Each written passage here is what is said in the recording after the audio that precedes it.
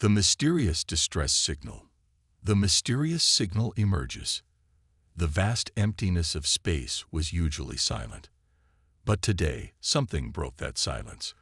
A strange, low-frequency signal started to echo through the deep black void of the galaxy, reaching every corner of known space.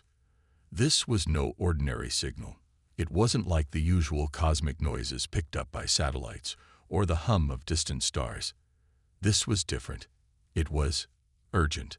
It had come from a far-off planet, located in a section of space that Earth had never explored. The signal was weak, distorted, and broken. It seemed like someone was desperately trying to communicate, but they were running out of time. The message was brief.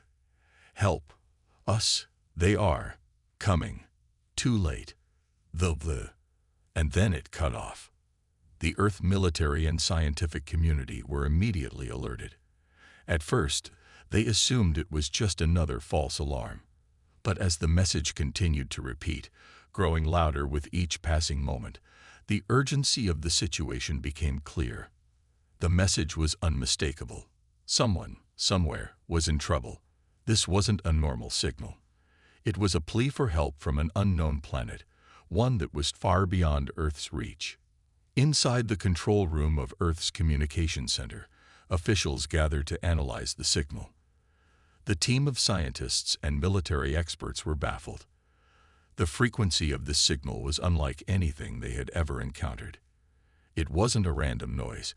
It was too structured, too deliberate. Whoever had sent this message knew what they were doing.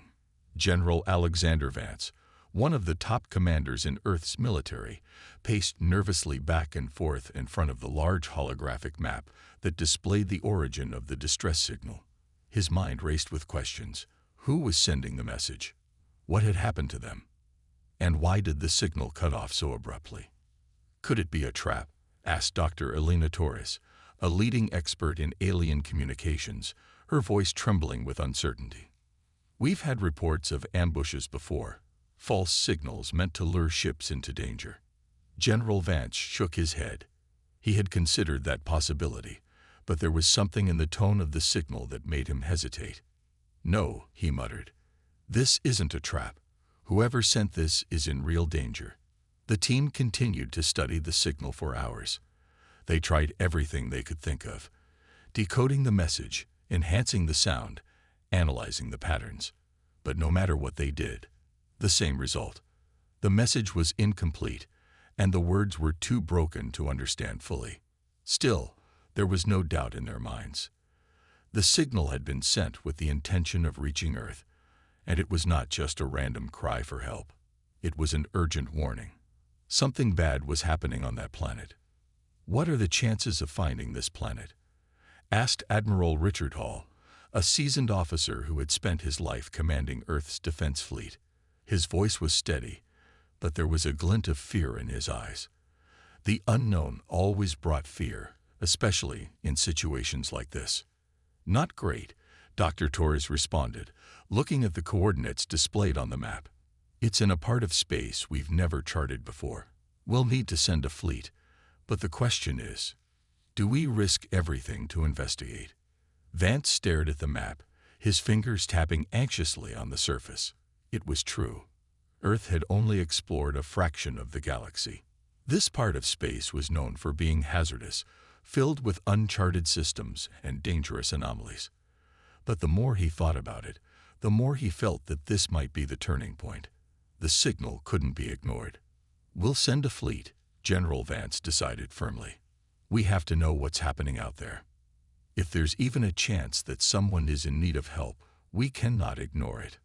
The decision was made, and Earth's military apparatus shifted into high gear. The news spread like wildfire, from the corridors of power to the ordinary citizens of Earth. The planet's leaders had given the order to investigate the mysterious distress signal. The war fleet would be mobilized. But even as the decision was made, doubts remained. The danger was real, and no one knew what awaited them at the coordinates of the signal. Some whispered that this was a foolish gamble, but others stood firm in their belief that Earth was the protector of the galaxy, a beacon of hope in the dark, ready to face any danger to help those in need. As the fleet was prepared for launch, the signal continued to repeat, growing louder and more desperate with each passing hour. Every member of the crew who heard it felt the same chill down their spine. It was not just a cry for help. It was a warning. Earth was about to step into a world they knew nothing about, and what they would find there could change everything. The fleet's engines roared to life as it began its journey toward the unknown. The officers and soldiers aboard the ships were ready for anything, or so they thought. What they didn't know was that the signal had only just begun to reveal its mysteries. And as the fleet traveled deeper into space, they were about to encounter something far more dangerous than anyone had ever anticipated. The story had only just begun. The mysterious distress signal had summoned Earth's war fleet, but what awaited them on that distant planet was a threat unlike any they had ever faced before. The decision. As Earth's war fleet prepared to embark on its journey into the unknown, the atmosphere in the command center grew heavy with tension. There was no turning back now.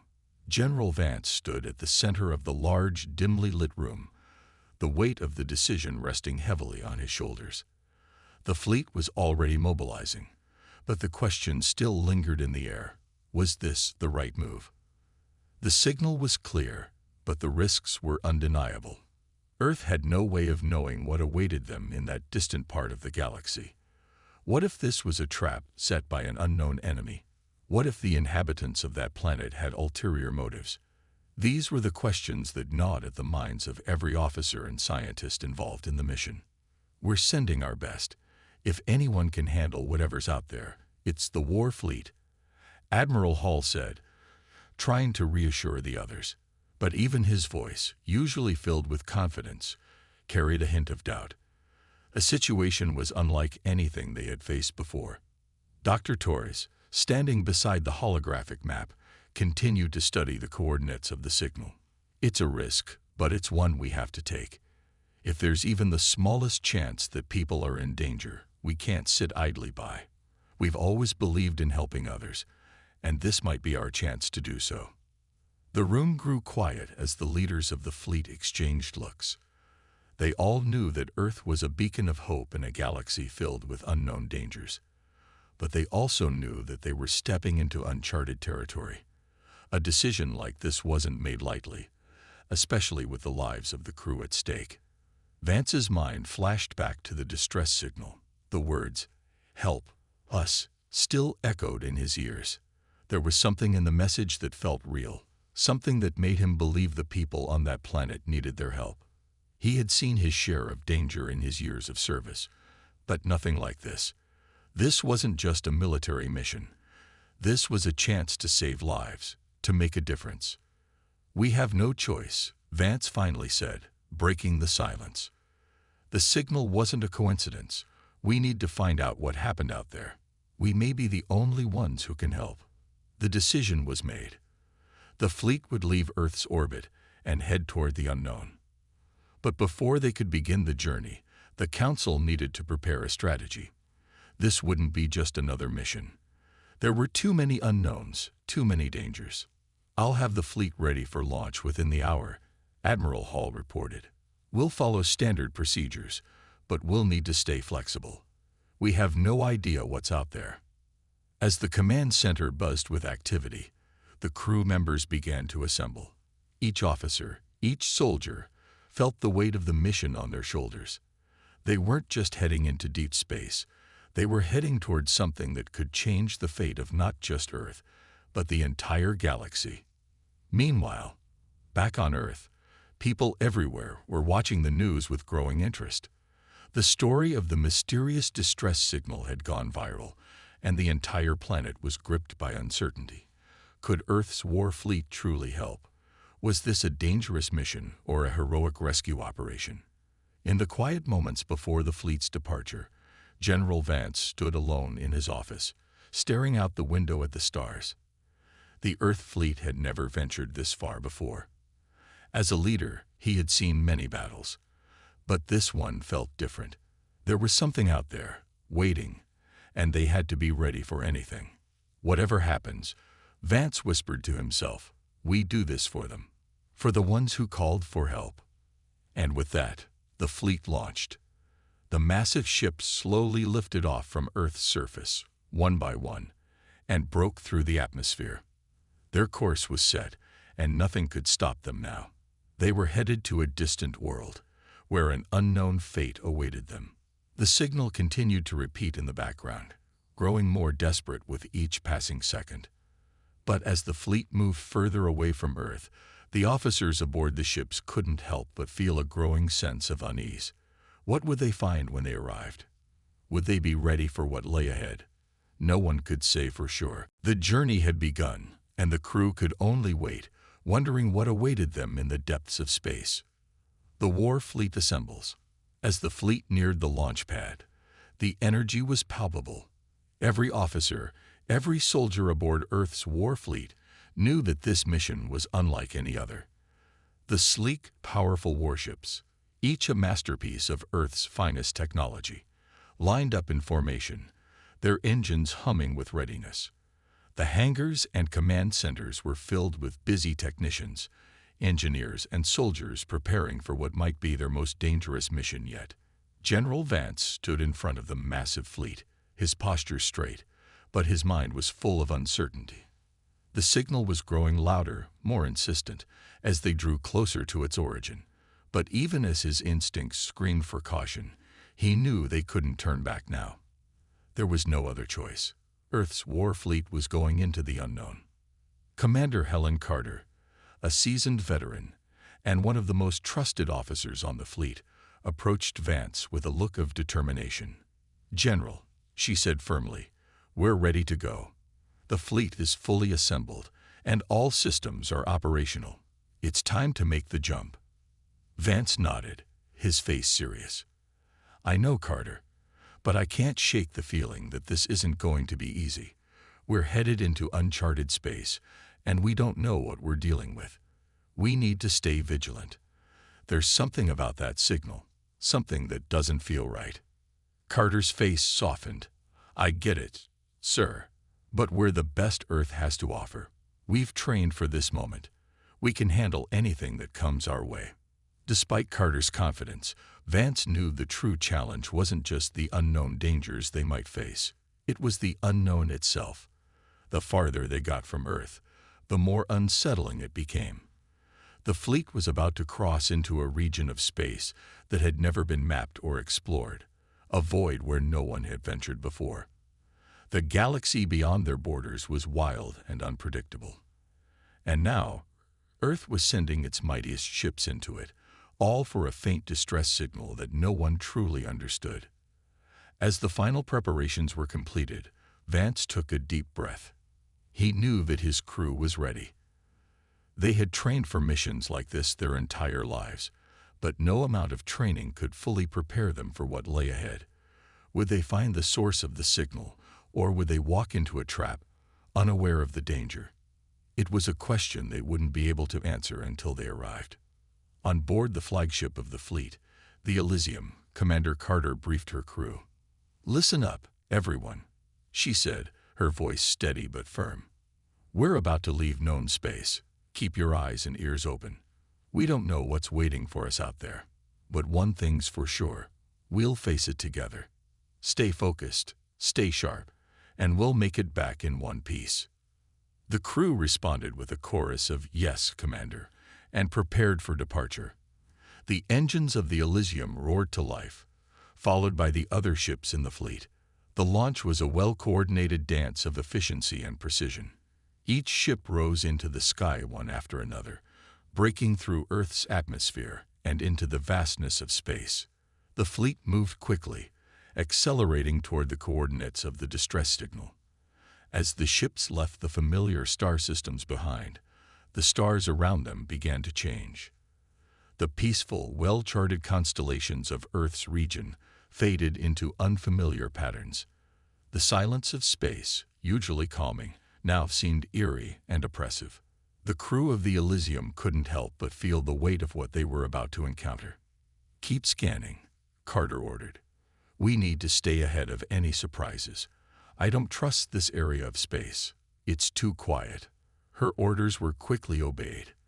The sensors aboard the ships were at full power, scanning the surrounding space for any signs of movement. But so far, there was nothing. Just the cold, empty void. On the lower decks, the crew went about their duties, each person fully aware of the risks they were taking. Soldiers prepared for battle, ensuring their weapons were loaded and ready. Engineers double-checked the ship's systems, making sure every component was functioning perfectly. No one knew what the fleet would find when they reached the planet, but they all knew one thing. They had to be prepared for anything. General Vance remained in his private quarters aboard the Elysium, gazing out of his small window at the dark expanse of space. He was a man of many battles, but this mission felt different. It wasn't just about the military objective. This was personal. Whoever sent that signal was in trouble, and Earth had always stood for one thing: helping those in need. But the distance to the planet was vast, and the uncertainty of what lay ahead was daunting. As Vance turned away from the window, he knew one thing for certain. Earth's war fleet was heading into the unknown, and their arrival could change everything. Aboard the warships, the vast emptiness of space stretched out in all directions, a sea of stars and dark voids, as the fleet glided deeper into the unknown. Aboard the lead ship, the Elysium, Commander Carter stood at the bridge, staring out at the stars.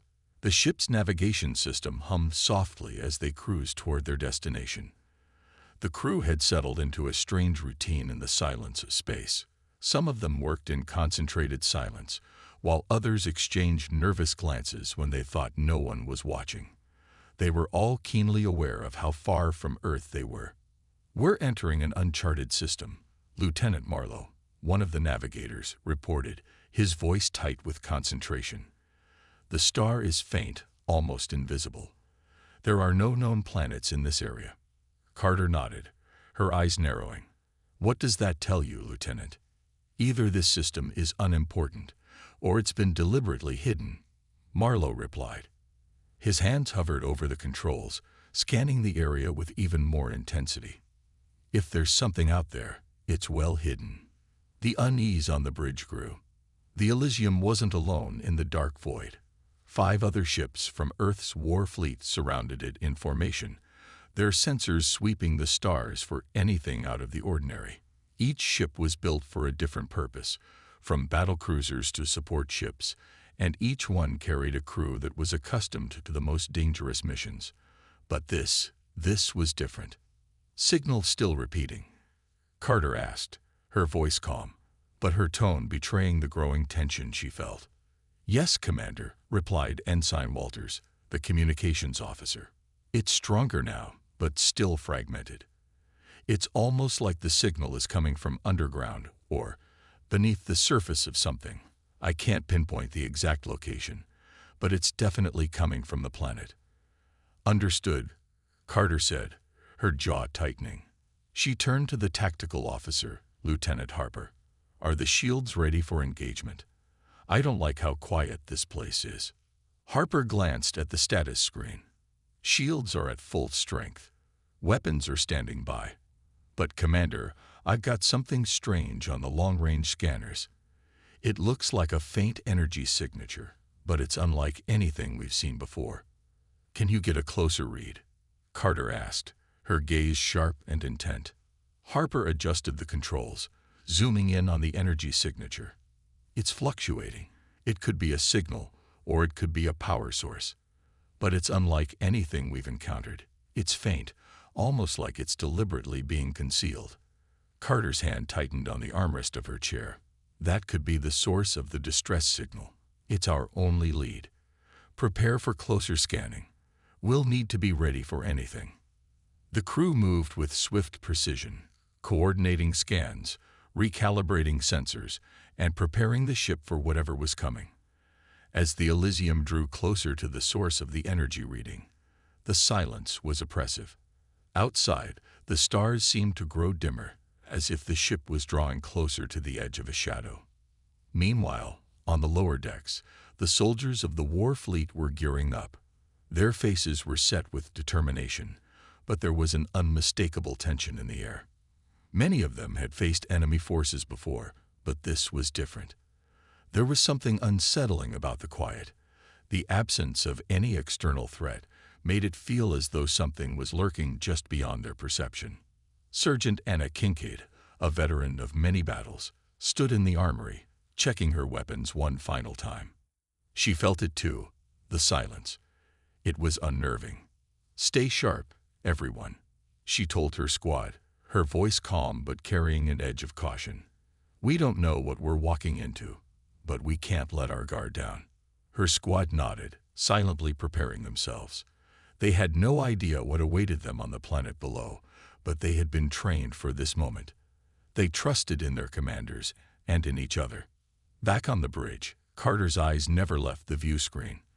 The energy signature was getting stronger, its pulses more distinct. "Lieutenant Marlowe, plot a course to the source of the signal. We're going down." "Aye, Commander," Marlowe replied, his fingers moving quickly over the console. Course plotted. It's a rocky terrain.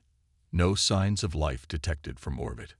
"We can't assume that means it's empty," Carter replied, narrowing her eyes. "We've encountered alien life before. Just because we don't see them doesn't mean they aren't out there." The fleet's descent was slow and cautious. As they neared the planet, the silence grew even more oppressive.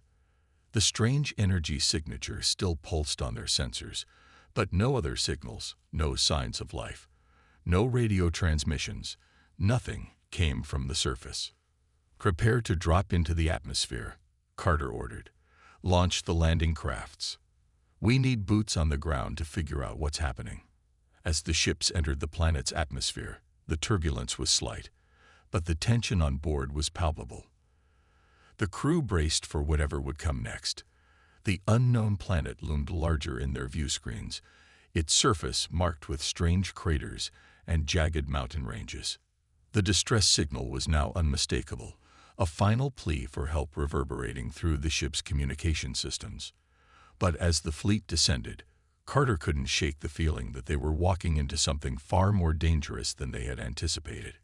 The moment the Elysium broke through the clouds and revealed the alien landscape below, Carter's gut twisted. The planet was barren, lifeless, almost as though it had been abandoned long ago. But the signal still pulsed, a faint hope in the dark. The Elysium and the rest of the fleet sat down on the surface. The crew knew they were about to face something truly unknown. But as the landing ramps lowered, there was no turning back. The planet awaited them, silent, haunting, and filled with secrets they were about to uncover. Arrival on the alien planet. The Elysium and the rest of Earth's war fleet slowly settled onto the alien planet's surface, their powerful engines thrumming as they touched down in the dusty, barren landscape. The massive warships kicked up small clouds of ash as they made contact with the ground, the noise echoing across the silent, empty expanse. The atmosphere outside was thin, almost alien, but breathable enough for the crew to survive without their suits. The ground was cracked, as if some great disaster had ripped through the surface long ago, leaving it desolate and scarred. On the bridge of the Elysium, Commander Carter stared out at the horizon. The sky was a dull gray, filled with swirling clouds that offered no comfort. The landscape before them looked almost like a war zone. Vast fields of debris, twisted metal, and the remains of what once might have been a thriving civilization. But now it was a dead world, with no signs of life, just a haunting emptiness. "Send out the scouting teams," Carter ordered, her voice steady despite the unease she felt. "I want eyes on the ground as soon as possible. We're here to find answers." "Yes, Commander," Lieutenant Harper replied, already coordinating the deployment of the landing crafts. Soon, several sleek transport shuttles began to detach from the Elysium, each carrying a small team of soldiers, engineers, and scientists. They descended toward the barren surface, their engines roaring through the thin atmosphere. As the shuttles approached the ground, the landscape seemed to stretch on endlessly, an alien world that seemed abandoned, almost frozen in time. There was no vegetation, no wildlife, just a sea of jagged rocks and dust. It was eerily quiet, save for the hum of the landing crafts. No signs of civilization. No roads, no buildings, nothing to indicate that anyone had lived here recently. Yet the signal was still coming through, faint but persistent, and it was coming from somewhere beneath the surface. Sergeant Kincaid, leading one of the scouting teams, felt the weight of the silence settle in as the shuttle touched down. A squad of soldiers quickly disembarked, weapons at the ready, scanning the area for any signs of danger. The landscape looked empty, devoid of any movement, but there was an unsettling stillness that gripped the air. Kincaid felt as though they were being watched. "Stay alert," she ordered her team, her voice low but firm. "Something's wrong here. Keep your eyes peeled." The squad moved cautiously through the rocky terrain, each step deliberate. The strange signal was getting stronger, but there was still no sign of life. No survivors, no enemies, just the desolation of a dead world. Meanwhile, back at the Elysium, Commander Carter watched the progress of the ground teams closely. She couldn't shake the feeling that they were walking into a trap. The lack of life was unnerving, but it also pointed to something larger. A disaster, a war, or something far more sinister. She couldn't put her finger on it, but it was clear that the signal had been a warning. Whatever had happened here was catastrophic. "Keep scanning," Carter ordered, speaking to her bridge crew. "We need to know what happened to these people. If anyone's left, we need to find them." On the planet's surface, the scouting teams continued their search. As they moved further into the heart of the planet's vast landscape, something strange began to happen. The ground beneath their feet seemed to hum with energy, and the temperature dropped noticeably. It wasn't cold enough to cause concern, but the shift in temperature was unusual for a planet so far from Earth, and as the signal grew stronger, so did the feeling of being watched. It was as if the planet itself was alive, its energy pulsing in rhythm with the distress call. "We're getting closer," Sergeant Kincaid said, her voice tight with focus. "The signal is coming from somewhere underground. We need to find an entrance." As they moved through the rocky terrain, the team finally spotted what they had been searching for, a massive opening in the side of a mountain range. It was an ancient structure, hidden beneath the natural rock, with sharp angles and a design that seemed both familiar and foreign at the same time. It was a door, massive and metal, its surface engraved with symbols that none of the soldiers recognized. The squad approached cautiously, their weapons at the ready. The hum of the signal grew louder as they neared the structure, now unmistakably coming from inside. It was clear that whatever had happened on this planet, the answers lay within. The feeling of dread in the air only intensified as they got closer. It wasn't just the emptiness of the world that felt strange. It was the way the planet seemed to respond to their presence. It was as if something was waiting for them, hidden just beyond their reach. "Commander," Sergeant Kincaid radioed to Carter, her voice steady but laced with unease. "We've found something. There's an entrance. It's strange, almost like the building was built into the planet itself. We're going inside." "Be careful, Kincaid," Carter replied, her voice firm. "We don't know what we're walking into. Stay in contact. We'll be monitoring you." With weapons raised, the team entered the structure. The inside was as alien as the outside. Twisting corridors, strange symbols on the walls, and an overwhelming sense of ancient power. The signal was now deafening, reverberating through the walls of the chamber, but there was no sign of life. It was a tomb, silent, dark, and cold. The deeper they went, the more the air seemed to pulse with energy, as though the planet itself was alive. The squad members exchanged uneasy glances, their boots echoing through the dark hallways. They could feel it now, the presence of something old, something powerful, just beyond their reach. The signal was coming from a central chamber, and they were getting closer. And then, as they turned a corner, they saw it. A massive glowing core at the heart of the structure, radiating with strange energy. The signal was emanating from it, and it was clear now that the source of the distress call was not a person, but something much more dangerous. "Stay alert," Kincaid whispered, her hand tight around her weapon. This is just the beginning. The unexpected battle. The team moved deeper into the eerie structure, their footsteps muffled by the thick, ancient dust on the floor. The air around them grew thicker as they approached the glowing core at the center of the facility. It was unlike anything they had ever seen. Pulsing with an otherworldly energy, the core bathed the chamber in an unnatural, ethereal glow. The sound of the distress signal was louder now, reverberating through the walls like a heartbeat, insistent and urgent. But despite the growing intensity of the signal, there was still no sign of life. Sergeant Kincaid led her team cautiously toward the center of the room, where the core sat suspended on a pedestal, emitting pulses of energy. It was a strange mechanical construct, but something about it felt alive, like it had a mind of its own. The soldiers' weapons remained drawn, eyes scanning every shadow, every corner, expecting an enemy to leap from the darkness. "We need to figure out what this is," Kincaid said quietly, her voice low, but her eyes never leaving the pulsating core. "This is where the signal's coming from. But why did they send it? And why did it stop before we arrived?" "We don't know yet," Private Lewis answered, his voice tight with anxiety. "But whatever it is, it doesn't look friendly." Suddenly, a noise echoed from deep within the structure, a low rumble, followed by the sound of mechanical shifting. It wasn't the hum of the core, it was something else, something far darker.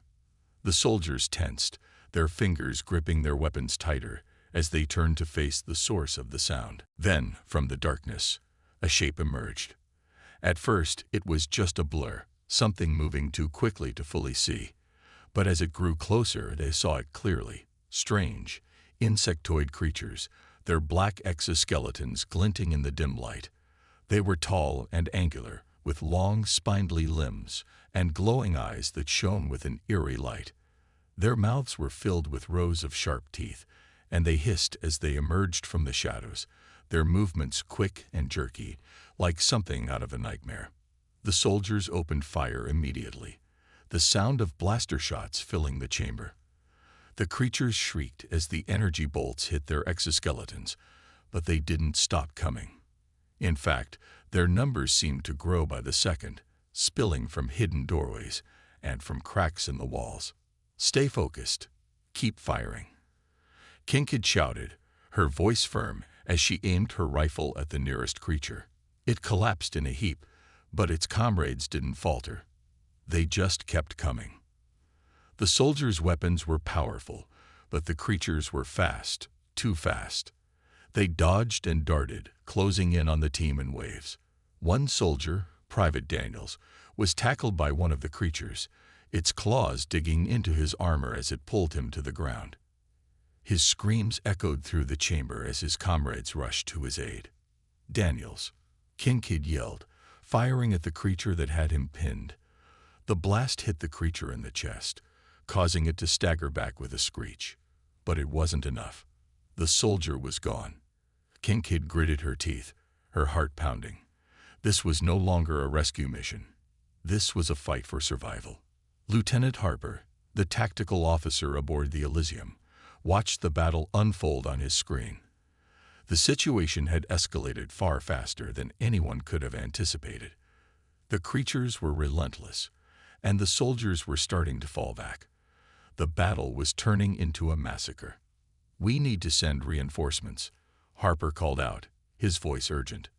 "We can't let them be overrun." Carter, on the bridge of the Elysium, was already on the comms, relaying orders to the rest of the fleet. "Prepare for an extraction team. We need to get them out of there. Now." But as the signal for reinforcements went out, something even more terrifying happened. The creatures began to change, evolving, adapting. Their forms started to shift and twist, becoming more monstrous, more terrifying with each passing second. Their bodies seemed to ripple with dark energy, and their eyes burned brighter. "They're evolving," Kincaid shouted, her voice filled with disbelief. "They're not just attacking. They're adapting to our weapons." The creatures' physical forms grew larger and more aggressive. They were no longer just insectoid. They were something else, Something more terrifying, their limbs elongating and their bodies growing thicker. Some of them sprouted strange, spiked appendages, while others seemed to develop armor as tough as steel. It was clear that these creatures were not just a natural species. They were something more, something engineered. Retreat. Fall back to the entrance. Kincaid ordered, her voice commanding. We need to regroup and plan a new strategy. But the creatures weren't giving them any time. They pressed forward, closing in from all sides, blocking any chance of escape. The soldiers fought bravely, but with each passing second, the odds seemed to stack against them. The chamber, once a silent monument to the unknown, had become a battleground.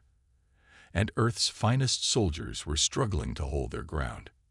In the chaos of the fight, Kincaid spotted something that made her heart sink. The glowing core at the center of the room was flickering, its energy pulses becoming erratic. The signal was no longer steady. It was warping, shifting, as though the creatures were using it somehow, manipulating it. Commander, the core. There's something wrong with it, Kincaid shouted over the comms. They're using it to control these creatures. We have to shut it down. Understood. Carter's voice crackled through the radio. Prepare to pull back, Kincaid. Reinforcements are on their way. We'll take care of the core. Just hold on. But even as Carter issued the order, the battle raged on. The creatures were overwhelming the soldiers, and the ship's sensors began to register something worse. An approaching fleet of unknown ships, dark and menacing, coming from the depths of space. The war was about to escalate, and Earth's war fleet was no longer just fighting for a rescue mission.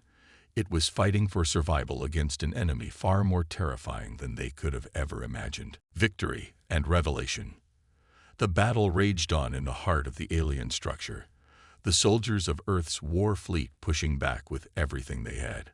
The creatures, now more monstrous and terrifying than ever, were relentless. Each time the soldiers thought they had taken down one, two more seemed to appear from the shadows, their glowing eyes burning with malice. It was clear now that these weren't just ordinary creatures.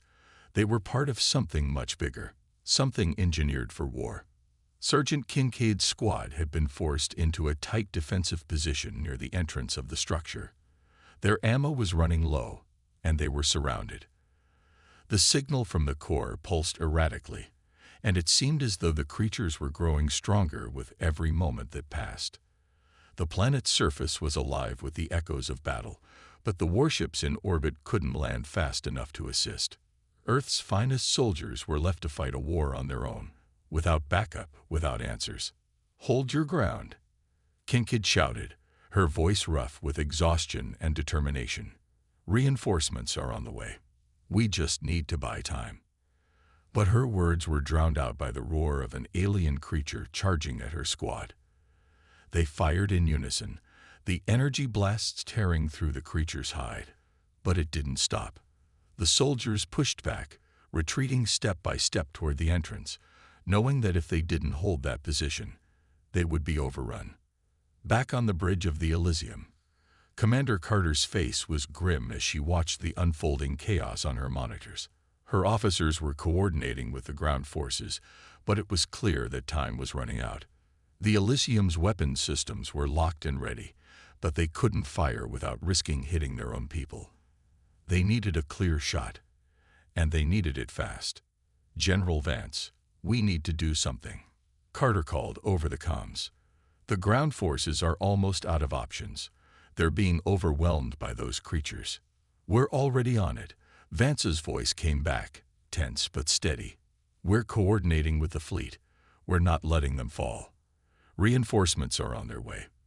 But we need to do something about that core first. It's the key to everything. Understood, Carter replied, her mind racing.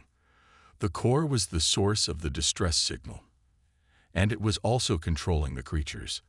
If they didn't neutralize it, there was no way the ground forces could win. But there was one last thing Carter knew they had to do. She had to make sure that when reinforcements came, they could strike at the heart of the enemy.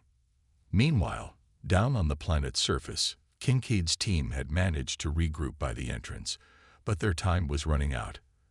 The creatures were closing in on them, and they had no choice but to make a final push for the core.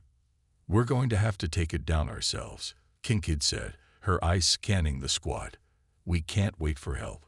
We need to destroy that thing before it kills us all." Her team nodded, their faces grim, their eyes focused on the task ahead. They weren't just fighting for survival now. They were fighting for the future of Earth, for the people they had left behind. They were fighting for something greater than themselves. The team charged forward, their weapons raised, determined to reach the core. The creatures attacked with ferocity, but the soldiers fought back with everything they had left. They were tired, wounded, and outnumbered, but their resolve was unbreakable. Every step they took toward the core was another victory, another moment to push back the darkness. Finally, they reached it. The core, pulsing with energy, loomed before them. It was connected to the creatures somehow, feeding them, controlling them. Kincaid didn't hesitate. She planted explosives around the base of the core, securing them tightly. "We need to move, now," Kincaid shouted as the countdown began. The squad sprinted back, their footsteps echoing in the cold chamber, and as they reached the entrance, the explosion shook the entire structure. The core erupted in a burst of brilliant light, followed by a shockwave that knocked them off their feet. The creatures, suddenly disconnected from their power source, faltered. Their energy seemed to wane, their movements slowing, and the chaotic shrieks of battle began to quiet. The soldiers, still reeling from the blast, scrambled to their feet. "We did it," Private Lewis exclaimed, breathless, his eyes wide with disbelief. "The core, it's gone." "Not yet," Kincaid said, her voice steady but filled with a quiet hope. "We still need to get out of here." As the final wave of creatures staggered, their bodies now weak and vulnerable, Earth's war fleet responded. The skies above the planet darkened as reinforcements arrived. Massive warships descending from orbit, they unleashed a barrage of firepower, clearing the remaining hostile forces from the surface. With the creatures incapacitated, the soldiers finally had a chance to breathe. It had been a close call, and many lives had been lost, but they had emerged victorious. The core had been destroyed, and the alien forces that had once controlled the planet were no longer a threat. But even as they began to assess their victory, something was nagging at Kincaid. The creatures were only one part of the story. The core had been a weapon, but who had built it? And who had sent the distress signal in the first place? As the remaining survivors of the planet's forgotten civilization were rescued and brought aboard the fleet, their tale began to unfold. They spoke of a war between ancient civilizations, of a race that had created the core as a last-ditch effort to save themselves from an unstoppable enemy. The distress signal had not been a plea for help. It had been a warning about a greater, more powerful enemy that was on its way. A warning about a force that would stop at nothing to conquer the galaxy. And as the survivors told their story, the crew of Earth's war fleet realized that their victory was only the beginning. The real battle was yet to come.